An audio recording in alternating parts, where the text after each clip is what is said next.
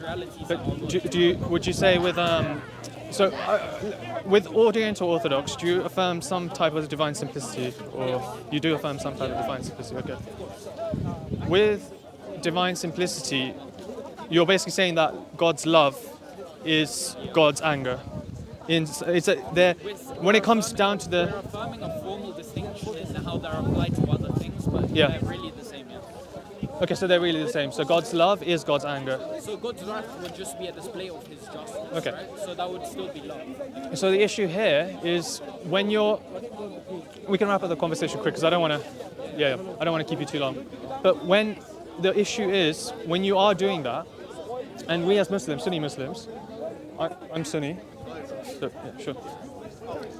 So the reason we can't take divine simplicity from an Islamic position, I'm not sure if you're aware why, we have distinct names of Allah subhanahu wa ta'ala in the Quran. So we have like Ar-Rahman, Ar-Rahim, Al-Hay, Al-Qayyum. So to say that all of these names and all of these attributes are the same, that is inconsistent from a Muslim position because they have clearly been distinguished in the Quran. How do you affirm it composition? So I'm just mentioning the reason that we don't believe, sure, there have been people from the Islamic tradition that have affirmed divine simplicity from the Islamic tradition. So for example, the philosophers, the Falsafiyya, the Mu'tazilites and the Shia also affirm some type of divine simplicity. But the reason that there's plenty of reasons. First of all, I mentioned from the Quran and from the Sunnah, we have distinct names and attributes of Allah subhanahu wa ta'ala. Another reason you can give, for example, is if you affirm that God's love and God's anger are the same thing, do I have the ability to give, can I give a loving action to you, or I can be loving towards you and I can also be angry towards you, right? I have the free will to choose between being loving and being angry. Yeah, sure. So I have free will, right? I have free will to be angry or to be loving towards you. If you're affirming divine simplicity, if God's love is God's anger, He doesn't have free will. You are limiting your concept of God to not having free will, because can God be loving and not angry towards you? Can God be loving and not angry towards you?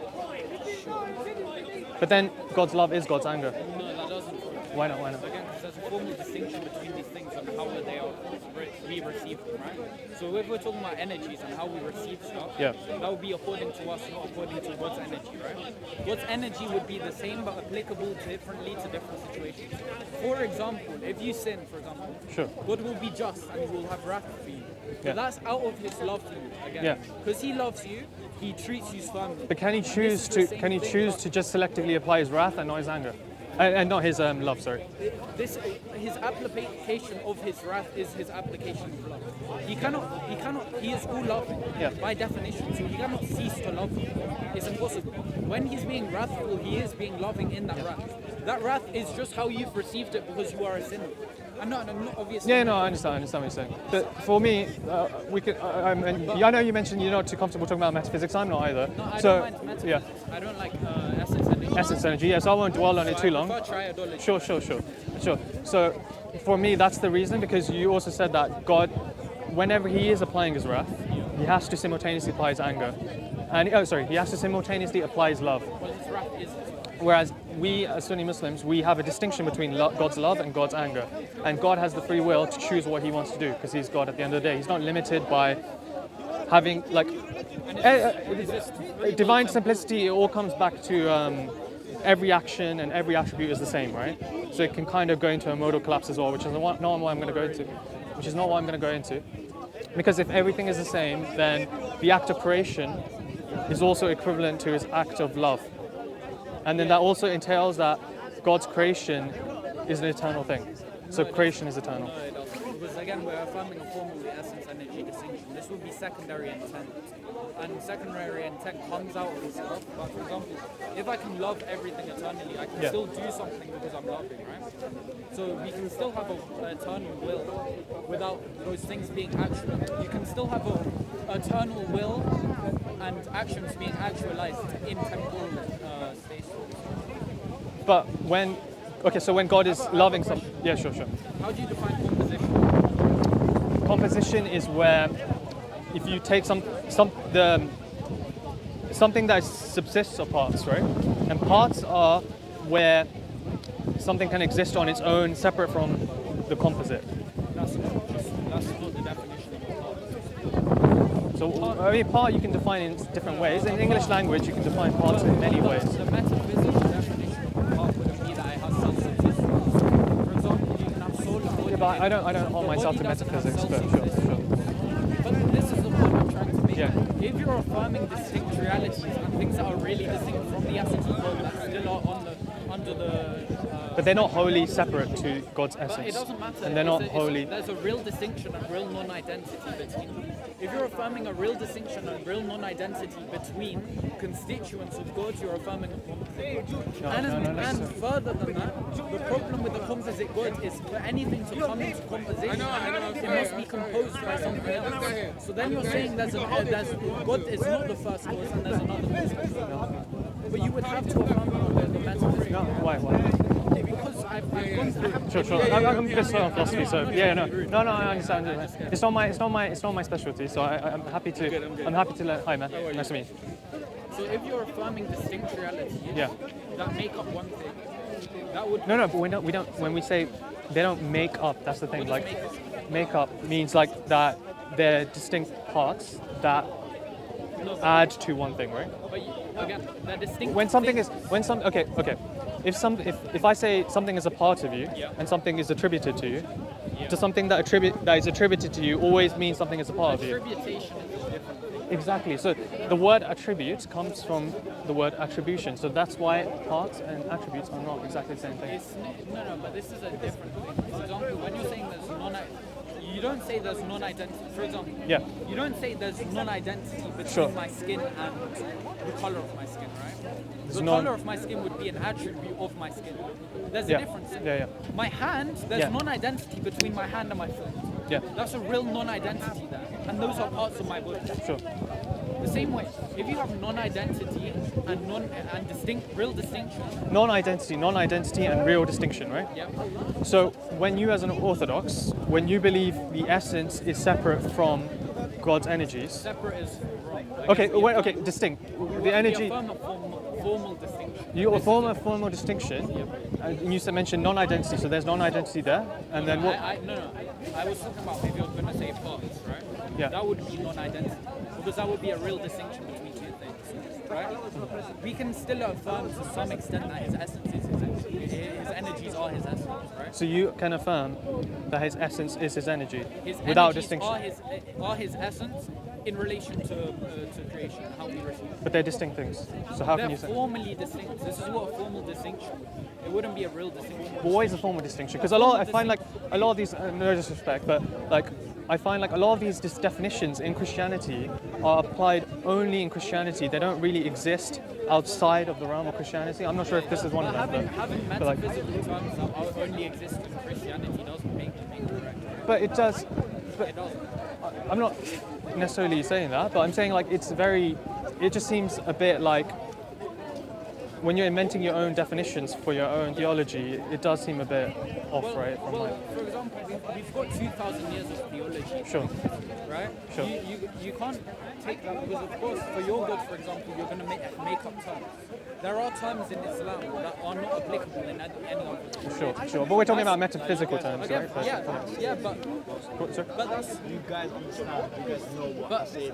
Yeah. But we have these metaphysical terms because Platonism and Aristotle weren't even they weren't even. But can I ask you about one of these metaphysical terms? So, like for example, you mentioned about the Trinity, right? Yeah. And the metaphysics around that. So, I mentioned this last week, and no worries if you're not familiar, but you watched the video, right? So, it kind of ties in with the terminology, because if Jesus was tempted to sin, and we all agree that Jesus was tempted to sin. I'm not saying he succumbed to the sin. I'm simply saying he was tempted to sin, and it's very clear. Tempted means, for example, if let's say you're really hungry, right? Sure. And I put food in front of you, I'm tempting you. Yeah. Whether or not you actually feel the emotion of temptation, you might not even pay attention. Yeah. It might not even cross your mind. But I am tempting you. Yeah. I am tempting you. You're not being tempted, I'm tempting you. Sure. And that's the difference. But this is the thing, right? So, what was mentioned in that video was, and what you guys are mentioning to me now, is an external temptation, right? Yeah. That I'm being externally tempted. This definition of external temptation doesn't exist outside the Christian tradition. It doesn't. It doesn't. The way that you understand I it. mean, I think everyone has used it. If for example, I He think can tempt me to do something, but I won't. Succumb to it. I can tempt you. Oh, come, let's go to the club. Yeah. He has no even thought of crossing his mind of going to the club. But this is- I can be like, oh, I'm gonna tempt you to go to the club. That doesn't mean. But you see, this is where it kind of falls apart. And I understand it's kind of hard to follow this, so I don't want to like, let me know if you're struggling or if it's hard to keep up. But like say, if I tempt this wall to move towards us, that wall cannot be tempted to move towards us because it doesn't have a capacity within itself to be tempted. But that's just a falsehood. The wall doesn't So, do so that, right? it's irrational. It's irrational for me to say to the wall. It's irrational for me to say to you guys, I tempted the wall to come towards us, Let me right? ask you this. Because the wall itself is Let me ask you this, right? The wall is not irrational. Let me ask you. Yeah, sure. Can you be mean to a wall? Can I be mean to a wall? Yeah. No. But can you be mean to a person? Can you be mean to a person? Yes. Does that mean that person has to receive that meanness? So, Does that mean that person has to receive that meanness? no. Okay, so again, you can't do No, but something. Oh, okay, hold on. You Sorry, can't sorry, do sorry. something to a Yeah. wall, but you can do something to a person which they don't receive. So again, it's the same thing. I can be mean to Manuel behind his back. Sorry. Yeah. He will never hear us. It depends on the situation, right? So, like for example, if I'm mean towards you, Yeah. and you don't receive it as being mean, but he does receive it as being mean, Yeah. then there is a situation where I was mean to you, right? Yeah, but you can be mean to me. Like you can just say it to another person. Not even I'm not even listening. You're still doing an action to me. Right? Okay. No. Again, Let me. you're Yeah. still doing an action to me which is implausible to do to an irrational object, right? Yeah. And I am not receiving that action in any way, shape, or form. It doesn't. But then, okay. Then I'm the not same tempting you. Then I'm not tempting you to do that thing. No. So again, Then you're not being tempted to do what yeah, I'm. temptation in this regard would just be to try and tempt someone to do something. Yeah. But okay. I'll just clarify my position and let me know, right, if I'm saying anything wrong. I'm not trying to catch you guys out. I'm just trying to explain. Okay. If I am to tempt someone to do something, they must have some capacity within them to be susceptible to that to the thing that they're being tempted to do. So if I'm tempting someone to sin, they must have something within themselves that has the ability to do that sin. Whether or not they do that sin or whether they don't do that sin, that doesn't matter. They must have something within them that has the capacity to respond to what I'm tempting them to do. Yeah, if we said there wasn't that capacity to do something, then we would be denying Then- free will, right? No, But hold on, if hold there on, wasn't, hold on, yeah, hold on. sure. But the acceptance of free will of Christ is not saying that he's not perfect, right? Yeah. He perfectly chooses with his free will to do perfect. So this is not any kind of thing. It's two different things. Sure. You're saying free will, Yeah. and then you're saying perfection. If you're going to mix up free will and imperfection, then you're affirming that God's imperfect. Look, I'm not criticizing the perfection. I'm not criticizing the perfection because he chose the right decision, right? Yeah. But the fact that he had a choice in the first place shows that he was tempted, right? Because to be tempted means you have a choice whether to succumb to the temptation or whether to not succumb to this temptation, right? If you have a capacity within yourself to succumb to the temptation, which he had, right, then that means he's not God because it doesn't. That doesn't make sense because again, hold on. Maybe yeah. So you're saying there's a capacity to be tempted. Yeah. That's just on the basis of free will. So hold on. You were just talking about free will. A capacity to be tempted to do the thing that is being proposed. Again, temptation doesn't mean that you have the capacity to be tempted. It means you have the capacity to do the things that you're being tempted. Yeah, exactly. You So have- wait, just repeat what you said slowly. Repeat what you said slowly, You have because the then capacity to do the thing that you're being tempted to do. So if he, hold on. yeah, okay. Let me continue on this. Okay, sure. If you have the capacity to do the thing, for example, Christ is in a human body. Yeah. He has the capacity to go and punch John the Baptist. Sure. God forbid. He has the capacity to do that. That is a possible thing he can do. Yeah. He chooses with his free will, which is perfect, being good, Yeah. not to do that. Yeah. God, the same way, has the capacity to kill all humans on earth. Sure. That is not befitting his majesty nor his perfection, so he would never do it. However, he has the capacity to do that. And here's the point there. You have the capacity to do that thing that you're being tempted to do. That does not mean that you're going to do that. Nor does that mean that he's not good. Okay. Thank you for that. So you said he had the capacity to do the thing that he was tempted to do. He was being tempted by Satan to sin, right? what sin is going against God's will. Yeah. So if he has the capacity to sin, he has the capacity to go against God's will. If he's God and he has the capacity to go against God's will, then he's not God. Again, so we're talking about physical capacity. For example, as I said, that's why I use the position of Sure. we're not saying he has any other will to do anything else. That was the whole point. He doesn't have a will to do anything else. He does not will to do anything but the perfect. But the point was he has the physical and mental capacity to complete this action. If he wills to do that, that's a whole other thing. He has the exact same will as God, so he would never do such a thing. No, but you just said he has a possibility to do that. So you can't say he never did. Again, we're talking about a physical possibility. But I mean, so you, for you example, do you affirm? I can say you have a possibility Yeah. to go and kick all these people in the past, right? Sure. Kick them in the head. You're never gonna do it. I mean, it's I've been working on my taekwondo. but even more so, you're never gonna do that because it's not your will, right? God's will being so concrete and unchanging, it would never be Christ's will. But his physical body, there is the capacity there with a physical shape to do these sins.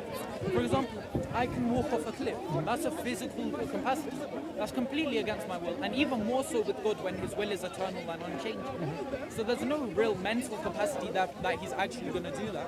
Sure. But he is physically able to do that. Sure. The thing is, you affirm like hypostatic union, right? Yeah. So you affirm that the human nature and the divine nature are one. Am I got that wrong? So Or? we're from the Oriental Orthodox Church. Okay. We would affirm a composition of two natures, becoming one nature.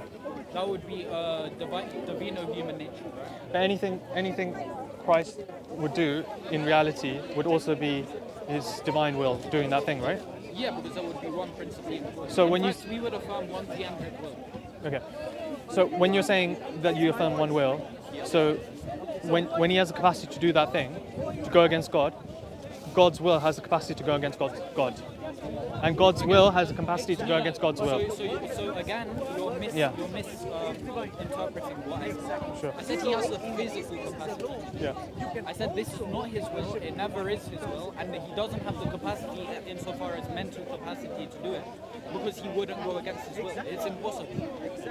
For God, it's God to go unchanging against- will, yeah. but he has his own physical body has the capacity to clench his fist, to do all these things. This is a capacity, a thing that is possible, right? Okay. I feel like we've established both our points, and I really that understand. wouldn't be against, that wouldn't be meaning he can go against his will. No, we're not saying that. We're saying his body has a physical capacity to complete these actions. And yeah, no, I mean, I need to head, guys. So, but I really appreciate the conversation. Yeah. Thanks, guys. What was your name? Connor. Actually, never mind. No, so yeah, whatever. Nice meeting, bro. Yeah, I'll give you guys a gift actually, because that was a nice conversation. I mean, I don't know how much you guys have looked into Islam, but we didn't really get a chance to talk about that. But have you guys looked into Islam, or is it more like you're just from the? Nah, not really. Not really.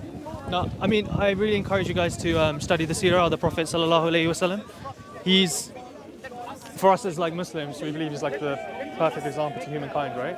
And we believe he is the most like influential man. I mean, I'm sure you both agree that he was the most influential man after Isa alayhi salam, which we believe is, yeah, in terms of like the impact he's had on the world, in terms of, Yeah, I get what you're saying. right? So I feel like if he is someone that's so influential, it's kind of the onus is on you guys to like look into him, look into his character. The same about Christianity.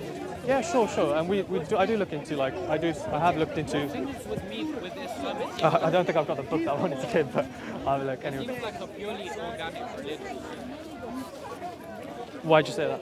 Because I see, for example, the Quran taking stuff that's blatantly from Syriac manuscripts, taking stuff from about infancy Gospel of Thomas, etc.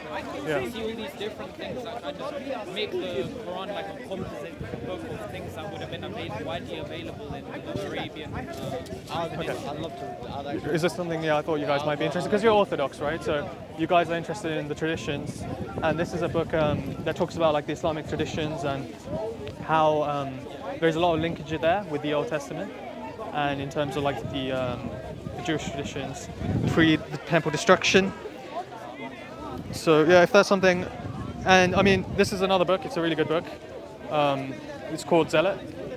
So it's by Reza Aslan, who Sorry? What's it about? It's about, he takes a very historical approach to the figure of Isa alayhi salam. Oh yes, please. So yeah, this is a very interesting book. I mean, yeah, you guys feel free to share the books, but I thought I'd gift you guys something for a nice conversation. It was a nice conversation, I think. And this is my brother Idris over here, who, yeah. No worries, guys. Yeah, just both of them. So, yeah. Nah, don't worry, man. Don't worry. Keep them if you want. Yeah, yeah, sure.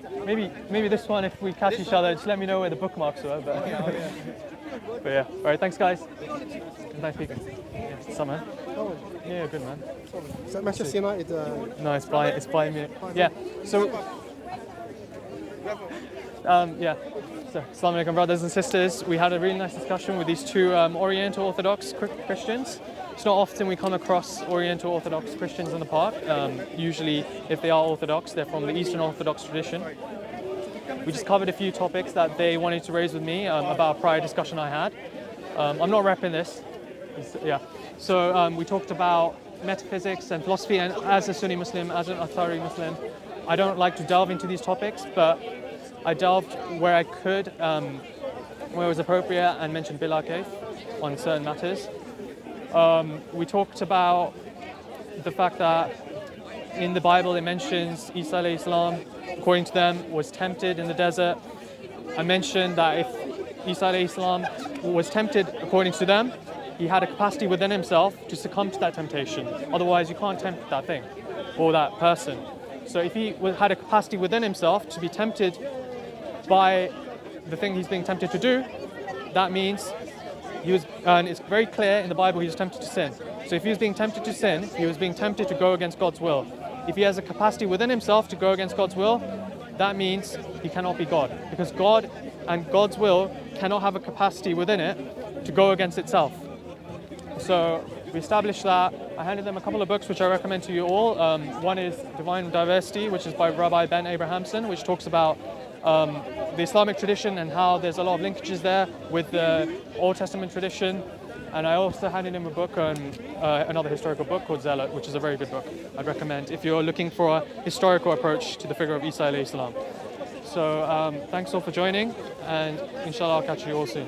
Assalamu alaikum. Yeah, all good. Thanks, man. Thank you.